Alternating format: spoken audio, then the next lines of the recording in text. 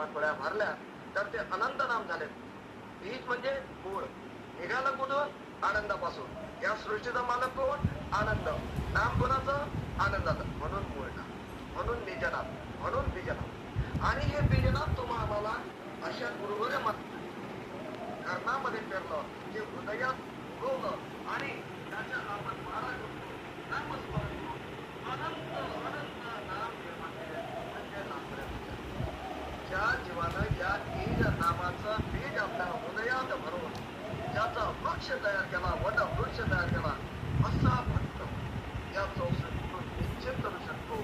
त्याच्या पुढे म्हणतात आनंदाचा तो आनंद, त्याचा लागावा छंद, तो ज्या जीवाचा कैवारी आहे आणि त्यानेच जीवाचा उतार. खरोखर नामाशिवाय दारू नाही अनेक जीवाशी अवघी खटपट सोडून लागा सद्गुरू चरणाशी. मग या जगात सद्गुरू कोण? तर आनंद प्रभू. या जगाचे गुरु कोण? दत्त प्रभू. नाम देणारे गुरु कोण? तर योगेश्वरी महाराज सारखे असतील ते सर्व. हे सर्व आदरणीय, वंदनीय, पूजनीय आहेत. यांच्या चरणी कोटी कोटी प्रणाम असावाच, यांचा मान यांना द्यावाच. कारण अनंत उपकार आहेत यांचे, की यांच्यामुळे आपल्याला नाम मिळाला.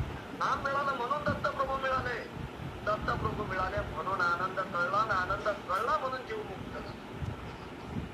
खरोखर याला म्हणतात म्हणून खरोखरच अनंत कोटी उपकार गुरु माऊलींचे. आनंदाची इच्छा झाली. पुढच्या कथात म्हणतात आनंदाची इच्छा झाली, जीवाची ज्योत निर्माण झाली. जीवाची ज्योत कुठून निर्माण झाली?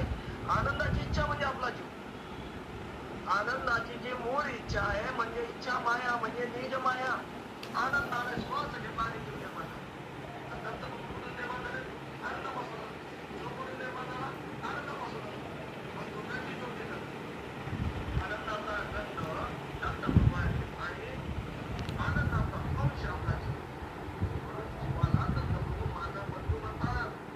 एवढा मोठा दत्तप्रभू जगाला निर्वाणीचा मोक्ष देणारा या जीवाला बंधू म्हणतो. म्हणून एक नमस्सूची ठाण मांडली.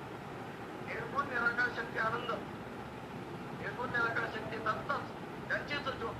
पण तुमच्या आमच्यासाठी बरंच सगुण रूप धारण केलं.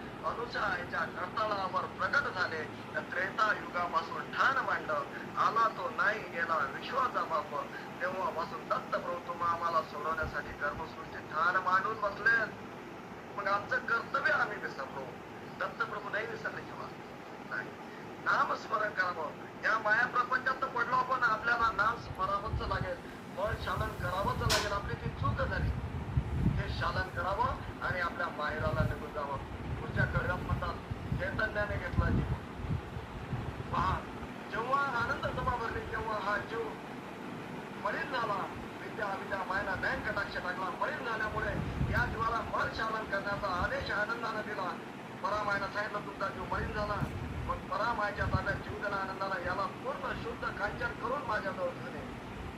मग चैतन्य मायानं काय केलं? मूळ मायला गेलं. मूळ मायनं काय केलं? श्रीमान गेलं. श्रीमानं काय केलं? चैतन्य मायला गेलं. आणि चैतन्य मायनं काय केलं? चैतन्य मायेनं या जीवाला विश्वमायेला आदेश दिला.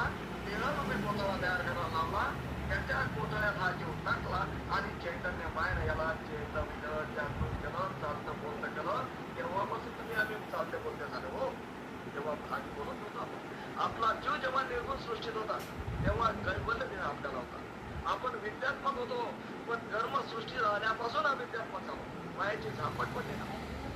असा हा घात या जीवाचा झाला आणि हा जीव कर्मसृष्टी झाला. प्रपंच मागा लागला, विषय मागा लागला. याच्यात बळबिलं माया जीवाला लागली. घर माझं, दार माझं, संसार माझा, प्रपंच माझा, कन्यादारा पुत्र माझे. अरे कोण कोणाचं रे या जगात? कोणी नाही रे कुणाचा. कशाला असा रडाय संसार कुटकोडा नाशिवंत. कोणासाठी करतोस? कोणासाठी करून काही मिळणार नाही. या जीवात लाच करावा लागतं. आणि फक्त ते आनंद नामानच होतं. या गुरुंनी दिलेल्या नामानच होतं. अनंत कोटी उपकारात या गुरुंच्या आपल्याला, त्यांनी आपल्याला नाम दिलं. त्या नामाचा जप करावा, अखंड जप करावा, अहर्निशी जप करावा, दृढ भाव दत्तप्रभू ठेवावा. आणि तरच जो जो आनंद भावे दत्त प्रभूला शरण जाईल त्याच जीवाचा उद्धार होईल, चित्रांचा होणार नाही. मी असं म्हणत नाही कोणती भक्ती करू नका, कोणतेच गुरु महाराज सांगत नाही तुम्हाला कोणाची भक्ती करू नका. ज्याचं त्यानं ठरवावं. सगळे जीव आनंदाचे, सगळे आनंदापासूनच निर्माण झाले, पण सगळे मोक्षाला जातील का? सगळ्यांना बीजनाम मिळालं का? नाही, नाही मिळणार. दुकानात त्यानंच लावले आणि जो ज्याचा गिऱ्हाईक असेल त्याच्या दुकानात जाईल. मग तुम्ही आम्ही धन्यवान आहोत, भाग्यवान आहोत म्हणून तुम्हाला आम्हाला आनंद संप्रदाय मिळाला, असे गुरु मिळाले. म्हणून याचं सार्थक करा. या माया बाजारातून स्वतःला जर वाचवायचं असेल, या कर्मसृष्टीतून बाहेर व्हायचं असेल, या भवसागरातून तरुण जायचं असेल, तर नामाशिवाय करणं पाहिजे. दृढ विश्वास ठेवा.